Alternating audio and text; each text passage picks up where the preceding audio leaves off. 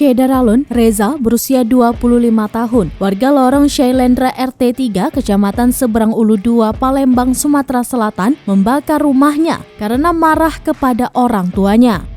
Reza kesal karena orang tuanya tidak memberikan uang untuk ia membeli sabu. Kejadian naas itu terjadi pada Senin 13 Juni 2022 tengah malam. Api muncul dari dalam rumah bagian bawah dan asap sudah membumbung tinggi. Peristiwa itu menghebohkan warga sekitar lokasi. Sebelumnya, kejadian Reza mengamuk sudah pernah terjadi. Dan pelaku pembakaran juga disebut kecanduan narkoba.